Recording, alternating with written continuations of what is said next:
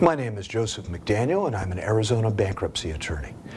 And since the 2005 amendments to the code, I'm also a debt relief agency, and I help people and businesses file bankruptcies.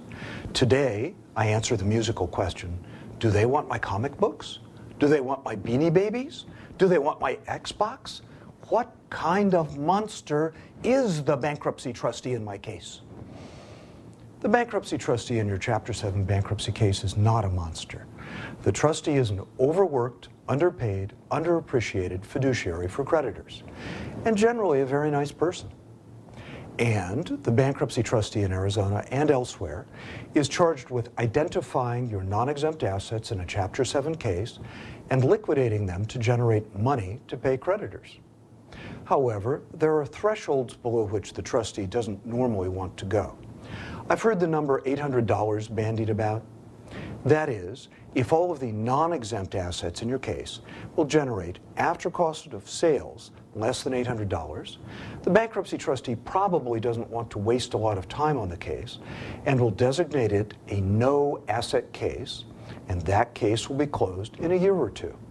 Remember from my prior post that a Chapter 7 bankruptcy with any assets at all will remain open for administrative purposes for 2 to 3 years.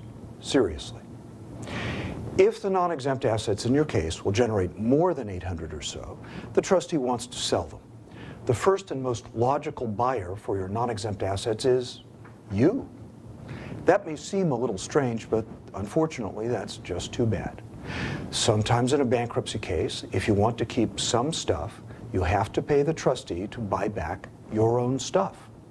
So if you have assets like a Beanie Baby collection worth $6,000, you'll need to pay the trustee $6,000 in Arizona to keep that collection if you didn't sell it prior to filing to pay your Arizona bankruptcy lawyer, buy food, and make a mortgage payment. If you have a comic book collection, that may be kind of like books, and those may be exempt as part of your library under the Arizona exemption statutes. Watch this space for further developments. Many debtors develop a 1,000-yard glassy stare when I tell them they have to list all their assets. I can understand that.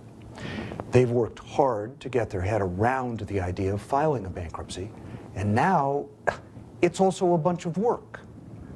I wish it were easier, but it's not. Also note, the trustee has the ability to look at all your check registers, canceled checks, and charge account records, whether you provide them as requested or not. By the way, do provide them.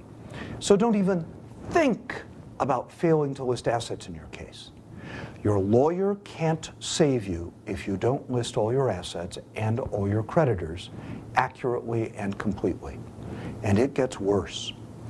Sometimes the trustee will simply take your offer to buy your stuff for its documented value.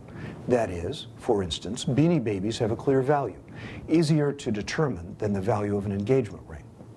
So the offer you make to buy back the Beanie Babies from the bankruptcy trustee had better be at least what the trustee can get on the open market.